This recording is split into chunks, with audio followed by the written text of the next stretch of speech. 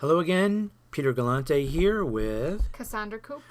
and what we're looking at right now on screen is the camera raw interface. So this is one of the things that we want you to do. You're going to shoot with your native camera raw.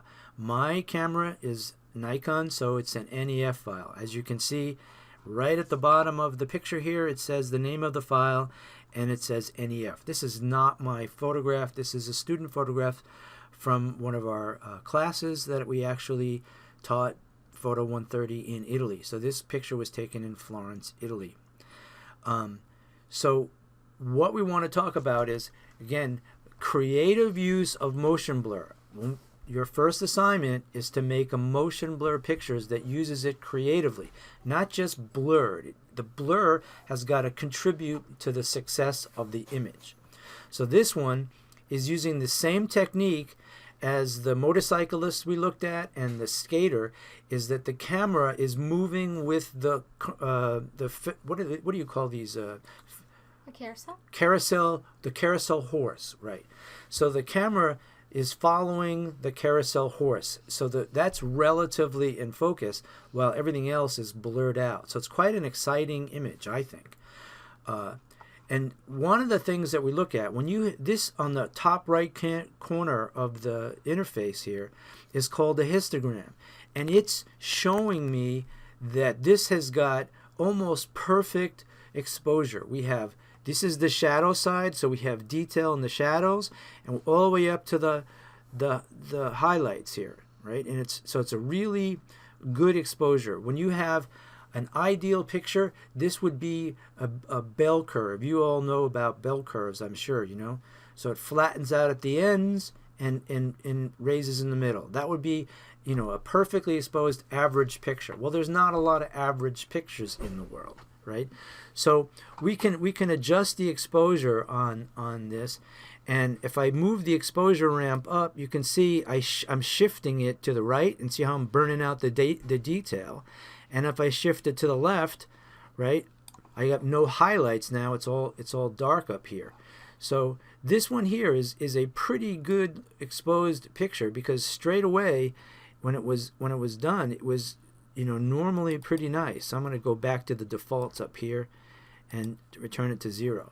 So if I want to darken it up a little bit, I can shift the exposure down a little bit and darken it up. And what I like about this interface is we have incredible control. I like to bring the clarity up a little bit, you know, 15-25%.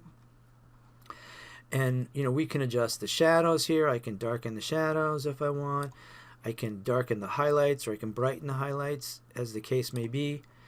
But so you have complete control over the image in the camera raw default. So this is why we're emphasizing this. There's a lot of data here that we can adjust.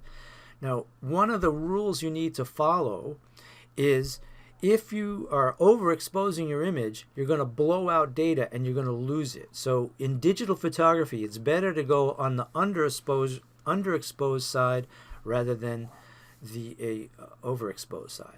So when you open up your picture, you should be able to look at this histogram, and ultimately, depending upon what it is, it should look like, you know, a bell curve. That would be your ideal situation.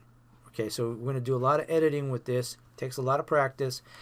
One thing I haven't mentioned so far is that we have access to lynda.com, and lynda.com has incredible tutorials on all of these questions. So if you want to look at Photoshop in the camera raw, there are lynda.com examples. Almost any question you have about Photoshop, you can probably answer by looking at the lynda.com tutorials. I think they're very helpful and very excellently made.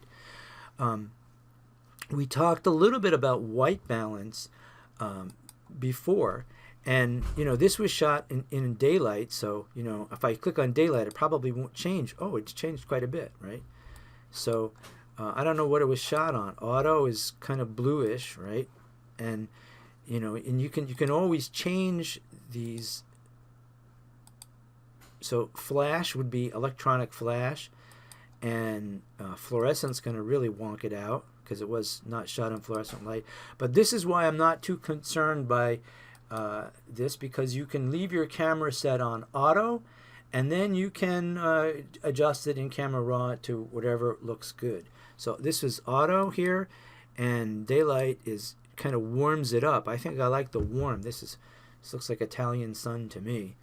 So this is useful. So you can do a lot of controls up here, retouching, cropping, and stuff. I don't see why you'd really want to work with these retouching tools in the Camera Raw interface, because we have a very, very powerful tools in Photoshop. So I just like to basically get my set here.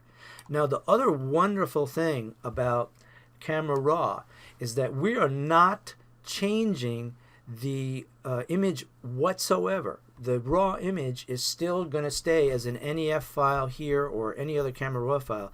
And when it opens in Photoshop, if we don't like our changes, we still have the original. So this is called non-destructive editing. We're never going to mess with our original image, which is another major benefit of working like this. So once I get what I basically like here, I have many other controls which we're going to talk about later on.